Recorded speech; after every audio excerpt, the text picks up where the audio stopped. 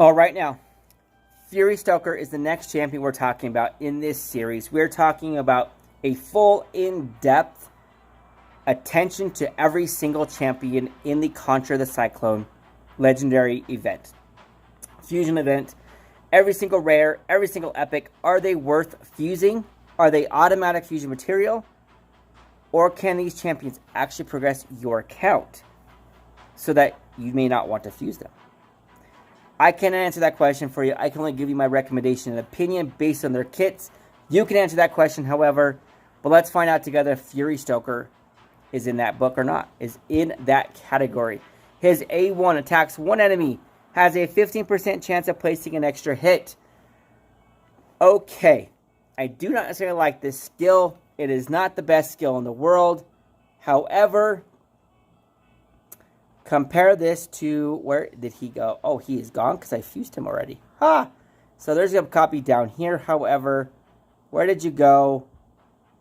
Harrier. Not Chevalier. Harrier. Void. Champion. Attacks one enemy. Has a 15% chance of placing an extra hit. Nothing against Furystoker. That's a ding against Harrier. Harrier, a Void champion rare, has the exact same A1 as a Spirit Affinity rare. Why? Plarium, why? I don't know. Anyways, A2. Removes all debuffs from a target ally. Heals the target by 20%. The heal increases according to the amount of debuffs removed. I like that. I've kept a copy of this guy around for a while because his kit has always intrigued me. I've never really put the time and effort to really think it through on where I could actually use him. But talking this one out, it's at a 3-turn cooldown. And the heal increases by a total of 20% afterwards. So, but now that's not additive. It's not 20% plus 20%, 40% heal. Awesome. No, it's a multiplicative. So it's 20% times 20%, which ends up being a 24% heal in the end. Not too bad. It's basically a quarter of their health. Heals a target by 24%. The heal increases according to the amount of buffs removed. I like that. 3-turn cooldown. That just says to me, yells to me right off the bat, a clan boss cleanser. Have somebody take the stun. Speed tune it.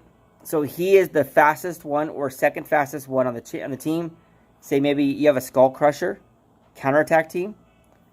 He is the speed tune to go right before Skull Crusher. Skull Crusher puts his counterattack up. He's going to take the stun because he doesn't have a counterattack on him. Next turn around, he comes through and removes the debuffs. Heals Skull Crusher. Skull Crusher gets his turn and doesn't lose his counterattack.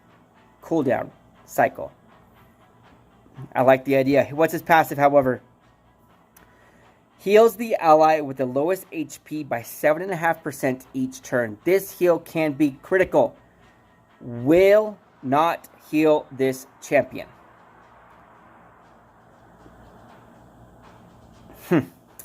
I like it. It's this one right here that keeps just grabbing my attention every single time.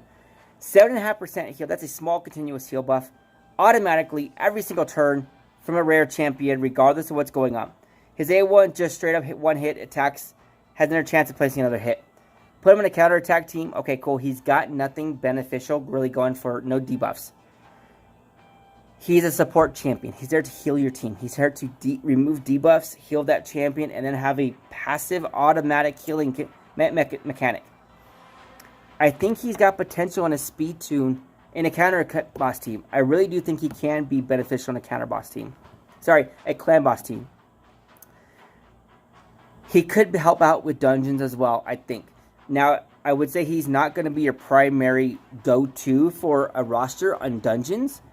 If you need a filler spot, if you have room to fit another healer or another support champion in there, by all means, do go for it.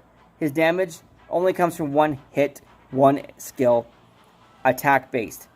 You don't really want to build him with skill, with damage, 4 damage. If you use him in dungeons, you're going to want to build him with speed, so you can cycle back through to that passive as much as possible. But he potentially can help you out in the dungeons. And And he can potentially help you out in the clan boss with that removing debuff cleansing mechanism he's got going on in that E2. I think it could definitely help you out, especially if you're on the lower end. If you have the ability to speed tune. Build him with high HP, speed tune him in the clan boss so he goes first in the cycle of your team. And he will remove that stun so your team doesn't come out of cycle, out of rotation. I do think, however, for Bushi, he is not automatic fusion material. I do think you should keep a copy of him around for fusing. For Kantra, I think he is fusion material. That's my opinion. Keep a copy of him around, however, so he definitely could potentially help you progress your account in some way of content. Give him a shot, give him a look, give him a fair assessment. Next champion we're talking about, though, is Bombardier. Is Bombardier worth it to your account? Can he progress your account? We're getting into his kit. We're going to find out on the next video. Go over there, give it a click. I will see you there.